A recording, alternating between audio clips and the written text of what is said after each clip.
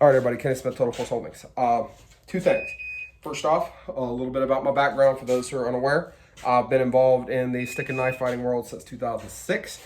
I got my instructor certification in 2006 under Master Julius Malagrida, and I've continued to work in the art of fighting with the knife since then. So I've been doing this at the instructor level for about 17 years now. Further, I got just enough knife training to be dangerous to myself in the Marine Corps Martial Arts program, which if you've looked at the Marine Corps Martial Arts program's knife program, it's not all that great.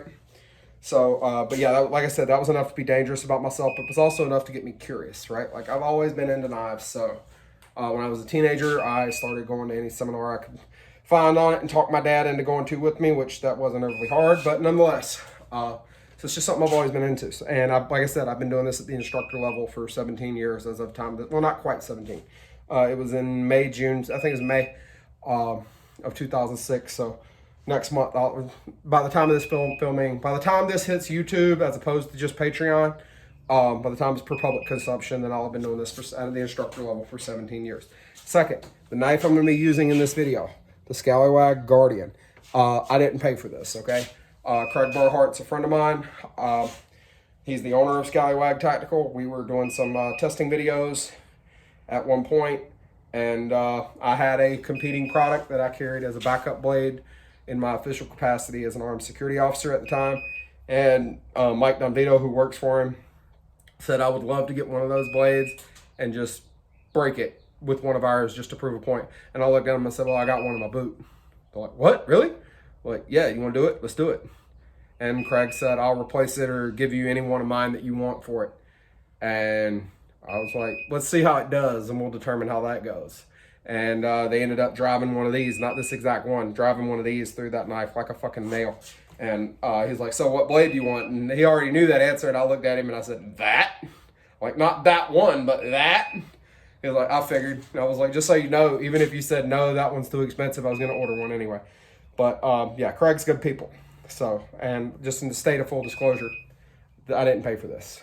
All right, one thing about the Guardian, which is what this knife is called, from Scallywag Tactical, I did not like the belt attachment that was on the sheath.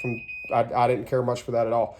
Me and Craig have had numerous conversations about that. He knows my opinions on them. I get why he uses them, but at the same time, he also knows every blade that I bought from him that had that belt attachment on it. That belt attachment got thrown in the damn trash. And he knows that. That is one of the ways that he could keep his costs down and still keep it where it's set up so that you can basically put whatever kind of belt attachment you want on there, within reason, of course. So, all right. As you can see, that's a pretty big blade, and it is of the finger ring dagger type, which is becoming quite popular. I got this blade from him. I don't remember if it was 2016 or 2017. I want to say it was 2017. Might have even been 18. I don't know.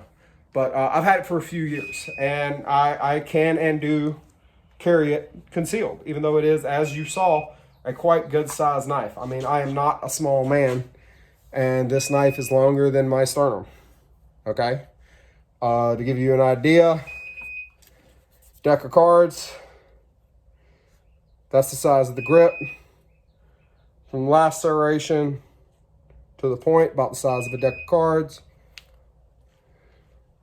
Thickness at the grip, not all that much different than a deck of cards. This is not a small blade. I do not have small hands, okay? And I can almost get two fingers I could bury and have room to wiggle them around, all right? If I use my bottom from my social finger, you know, the one I show everybody, on down, I can actually get 3 fingers in that ring. So this is not a big blade, or not a small blade rather. It's quite large, and it's not going to work for most people for concealed carry. However, if you desire to carry one, it is obviously doable, because here I am in just a t-shirt. Okay, and it's right there. Moving closer.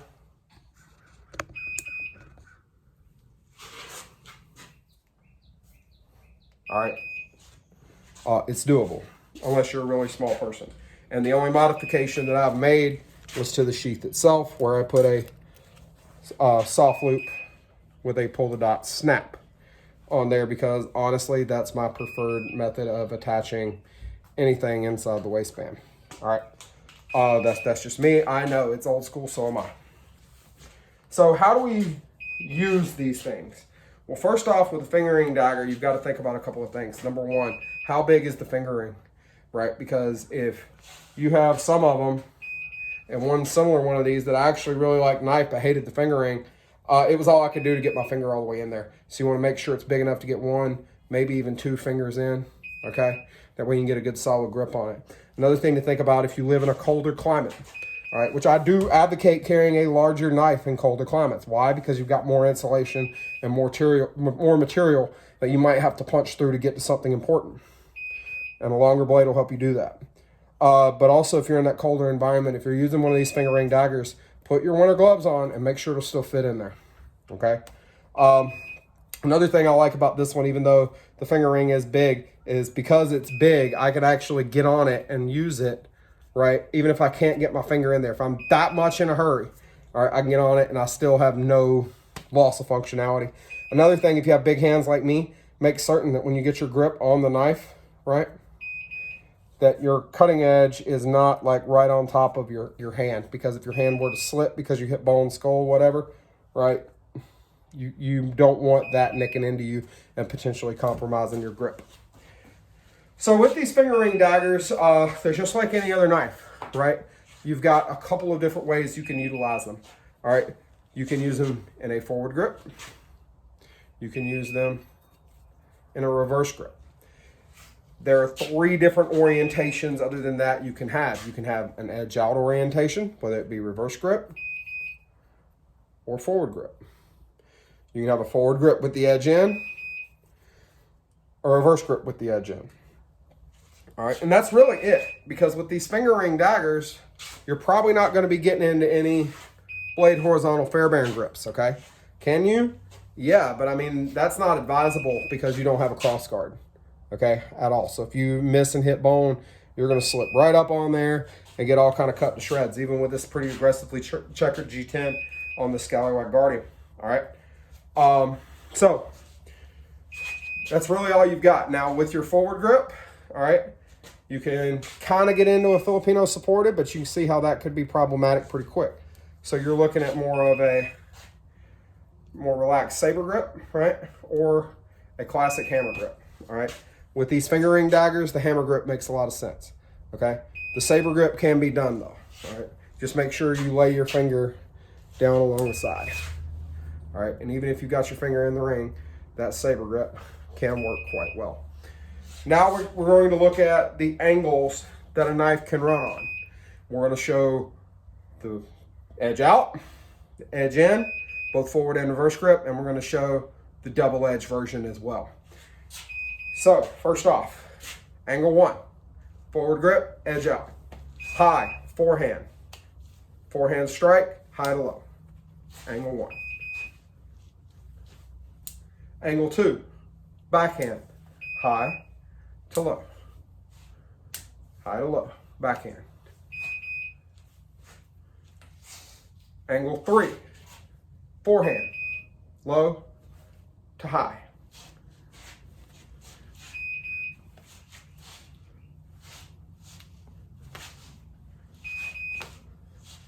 Now, why are you hearing that popping? Because I'm keeping my hand up here while I'm in the fight, and I'm literally running into it.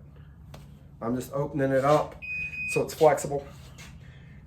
Angle 4, backhand, low to high.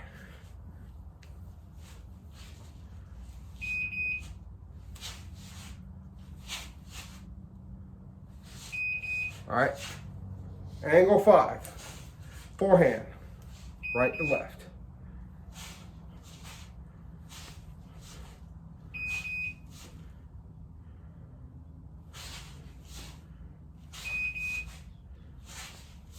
Angle 6, backhand, right to left.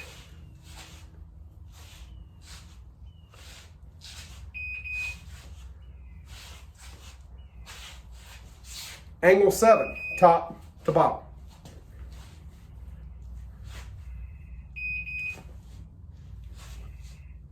Angle 8, bottom to top.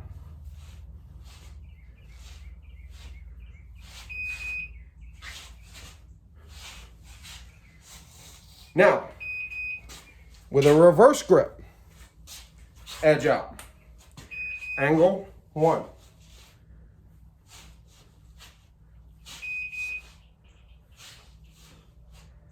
Angle 2 becomes a problem, right? Unless you have a double-edged blade.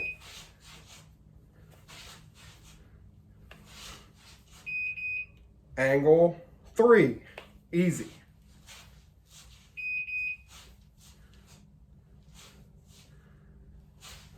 Angle 4, right? Angle 5. Angle 6. Edge out. So how would we do this with double edged? There you go. Angle 6. Or edge in. Angle 7. I'm bringing this up, up, up, turning the blade and driving it down. Angle 8. Very easy. Bring it straight up. Forward grip. Edge in. Angle 1. Where would you use this angle 1? Probably clearing, right? Clearing someone's hand. Get this in behind their arm, pulling it down and away from you, right?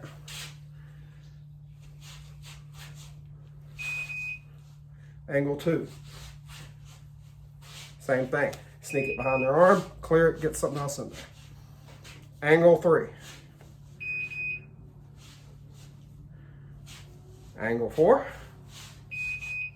Notice my palm is mostly up for these. Angle 5. Angle 6. Angle 7. Notice I shift my hips and pull down. Angle 8. Reverse grip. Edge in. Angle 1. I'm still that forehand motion. Angle 2. Notice as I lead out, I'm hooking with this blade. I lead, weapon first, hook, right? And then pull whatever's in the way down. Angle 3. Little bit of a problem, right? Angle 4. Angle 5. Okay, reaching behind them. Angle 6. Angle 7, dropping my body weight. Now just run my surgically repaired knee into my weight plates. Angle 8. Shift in, turn my body, cut up. All right, double edged. Forward grip, double edged. Angle 1. Angle 2. Angle 3. Angle 4. Angle 5. Angle 6, angle 7, angle 8, because it cuts on both sides, okay? Very, very simple thing. All right, reverse grip, while I'm thinking about it, angle 1, angle 2, angle 3, angle 4, angle 5, angle 6, angle 7, angle 8. All right, double edge is my preferred method because no matter what orientation I have in my hand, I can get the cutting edge of that blade on target very quickly, very effectively. So why is the finger ring likable? Well, one, you've got positive retention of your blade, all right? Because now you have to break that finger. You lock down on this, the only way that blade's coming out is to break the finger, okay? That's a good thing. But you also have a backup knuckle duster. So what do I mean by that? All right, angle 1, not so much. Angle 2, obviously talking about forward grip. Angle 3, not so much. 4, 5, 6, 7, 8. Right, you come up with that cut, maybe you cut across the gut, bang, drive that right back into the face. Reverse grip is where this knuckle duster aspect, if the ring is big enough, takes on a whole new meaning. All right, so now I want to go with an angle 1. 1 followed by 2, right? Angle 1 coming high to low, right?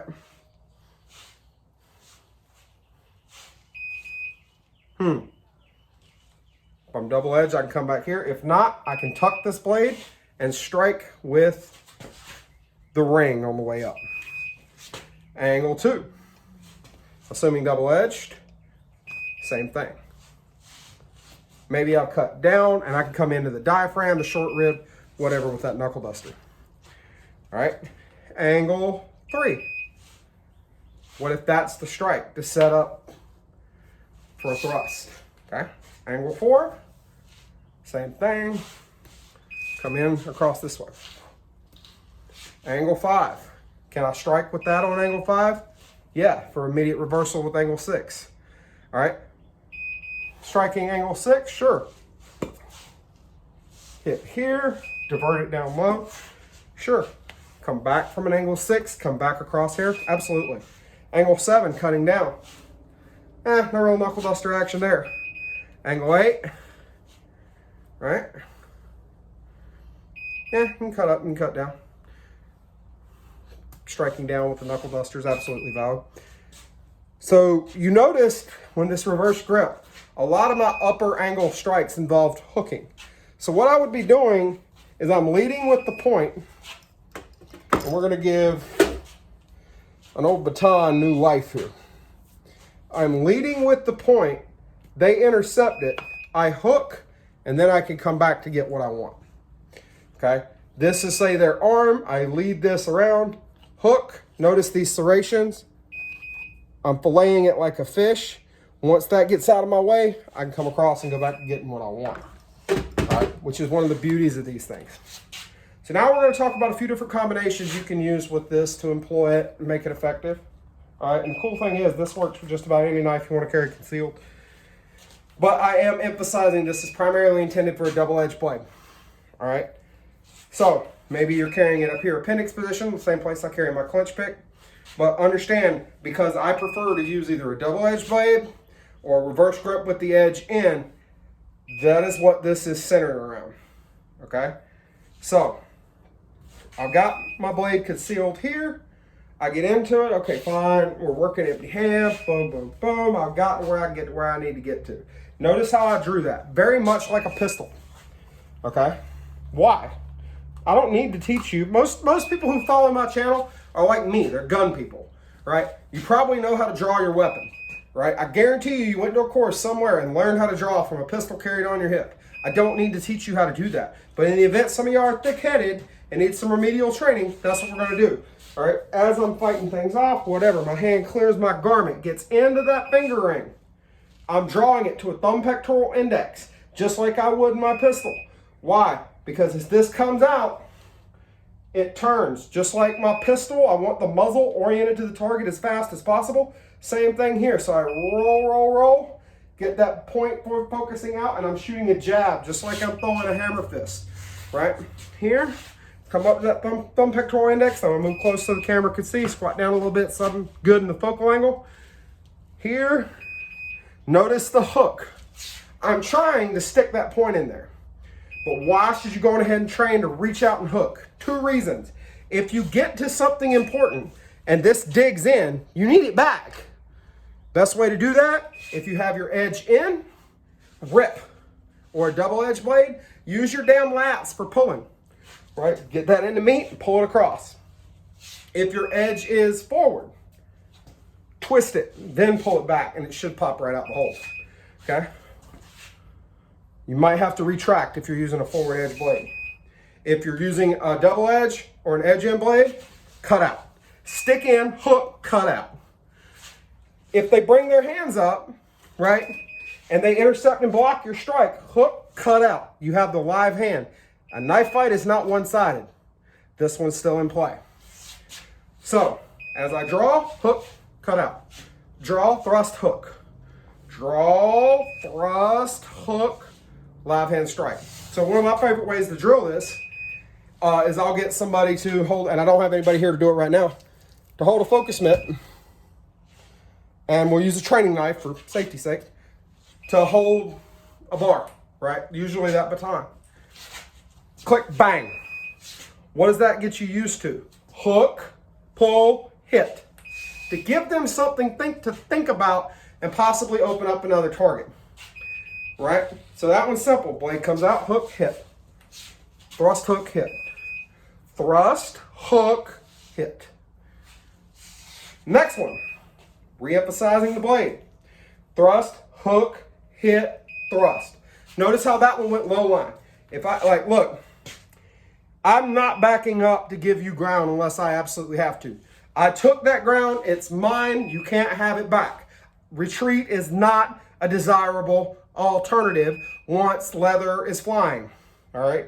If leather, steel, lead are flying, do not give up ground unless you absolutely have to, because that allows them to take a more aggressive mentality and see themselves as winning, meaning they fight harder. So unless you're walking them into an ambush, once you start to take over and it becomes your turn, keep it that way. You back up, they better be running into something, otherwise you're going to give them their turn back, and that's when fighting's no longer fun.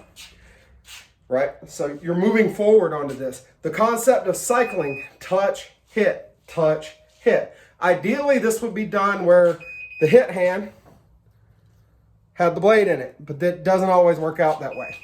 All right? Touch, hit. Why? There's my touch right there, that hook. And as I pull that hand back, here, touch, hit, boom. Touch, hook, boom. If I stick this in their eye, I stick this in their throat, and that hook ends up removing part of their body that they need, that's what we call a win. Keep going until you no longer need to keep going. If they decide that that's it, all right, I just had my jaw cut, I don't want any more. That's fine, then let them leave. Beat them in the race to the phone, call 911, right, of course. But if they haven't give up yet, you keep on, you keep at it, which may end up building into this. Thrust, hook, hit, notice how my blade comes back. I'm going to drop my body weight slightly and send that next thrust into their lower abdomen. If you've hit them and leaned them back, this becomes almost a thrust straight down and then rip. Thrust, hook, hit, thrust, rip. All right, now as you're ripping, this hand is firing again. Thrust, hook, hit, thrust, rip, and hit them again along the way. Because you start pulling, their body's now going to move forward because that shit's going to fucking hurt. And you're hooked onto and pulling on stuff that's rather important to them. So you might want to give them some leverage going backwards so you can get your damn knife back. All right? Thrust, hook, hit, thrust, hit again. Okay? Other things you can do. Thrust, hook. We're stemming off of this thrust and hook, okay? Thrust and hook as you hit. Notice how I turn my blade. Thrust, hook, hit. Blade turns, driving the hook to the body. Now, from there, thrust, hook, hit, hook to the body. Same thing. You're going to shoot a knife hand across their chest to get your knife back. Now, you don't want to keep doing this. That would be a bad idea.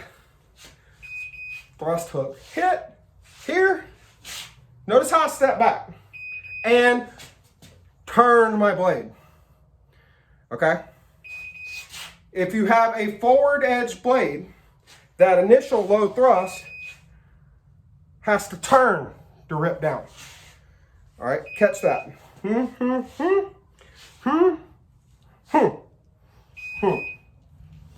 This one's a little different. Thrust, hook, hit, thrust to the side.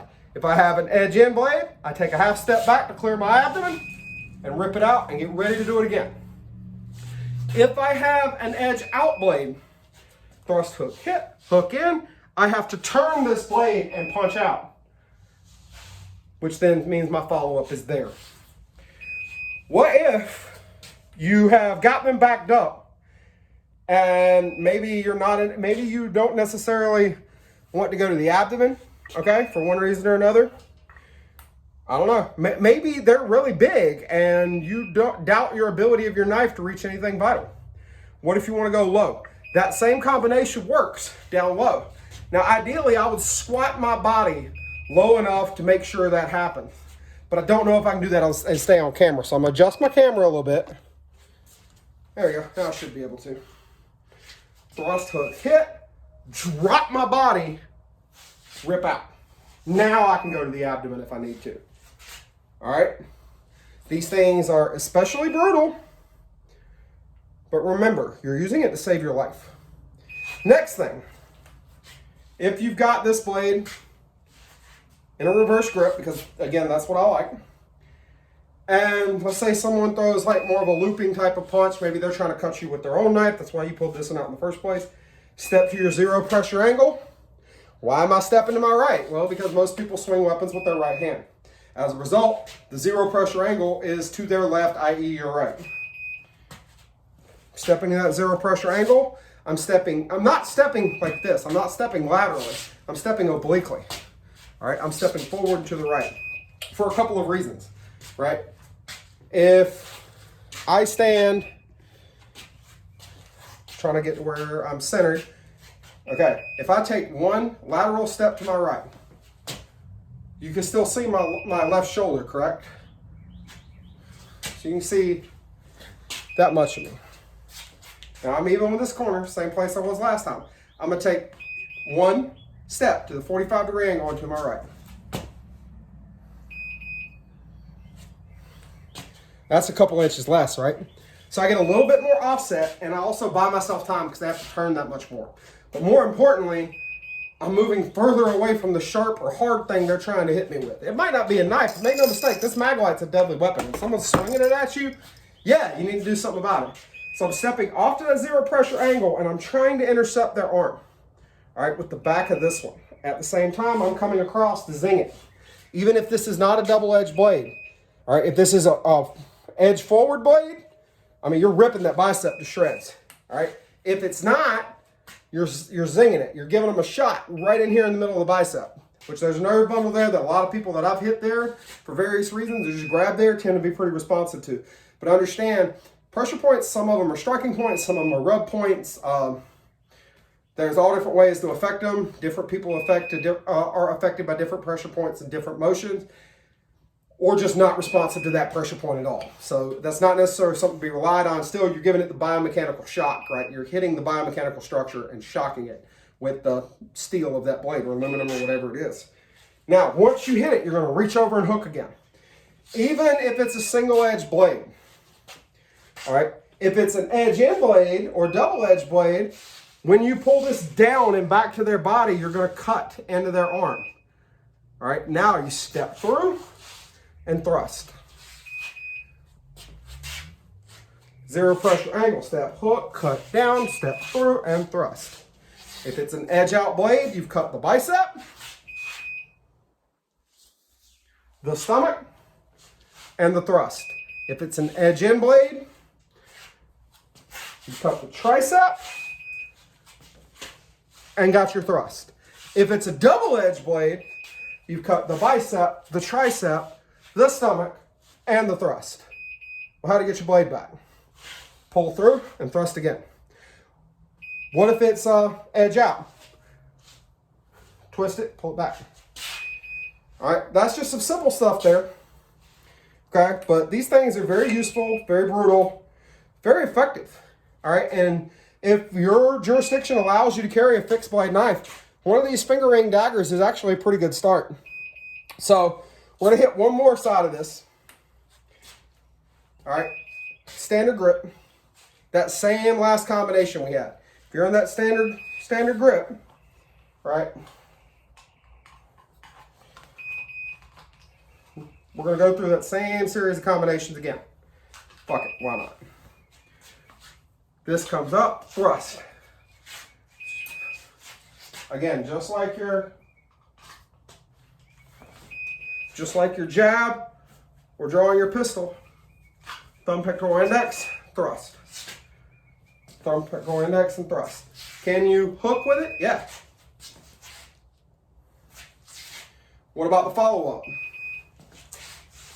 Sure. Follow up to the side. Sure. Now, this other one, this defanging the snake. If you're dealing with like something like the clinch pick where the edge is in, same thing. Zing the arm. Except now, instead of hooking, you're driving. You're driving that arm in. Okay? And as you step off, you cut if you can. Drive that arm in, cut back across, thrust into the kidney, or upstairs, whatever presents itself. So, follow it up. Drive that arm down, across the belly. Notice the grip flip. As I come back across here, roll my wrist. I'm pushed in tight to the bicep. It comes down against the body. Roll my grip. So it's looking like this across their arm. Roll my grip, cut, thrust, or thrust, whatever. However you want to make it work. Big thing here, push the arm into the body. Cut across, cut back again, follow up with a thrust to the side. So, very effective little tools.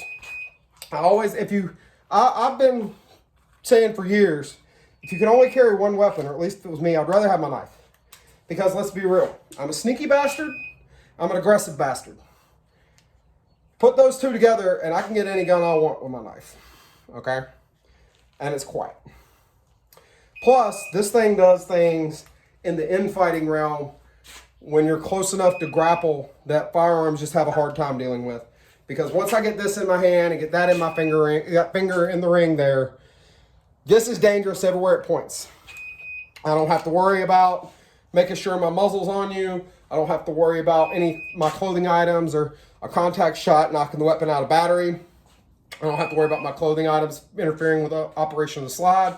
I don't have to worry about a bullet jumping crump in a revolver. I just got to make the sharp thing get introduced to the soft thing. Hard sharp thing, introduced to the soft squishy thing. And I don't care how ripped, tight, and shredded your bodybuilder body is, this thing will go right through it, okay? It's literally what it was designed to do, and it does it very well. So if you could carry one of these finger ring type daggers, I hope some of the stuff we've gone over is useful. Understand, we've been talking for about a half hour. That is just a drop in the bucket compared to what you can do with one of these things. I just wanted to get there and get people out of the habit of thinking all you can do is thrust, thrust, thrust. Even with these 40-degree following edges, if you get that point in there, that aluminum or whatever it's made out of is probably going to be significantly stronger than human skin, okay? It's going through it. It's just a matter of how much strength you have to put on behind it because of the edge. So I hope y'all enjoyed that, and I'll catch y'all next week. Y'all have a good one. Stay frosty, stay dangerous.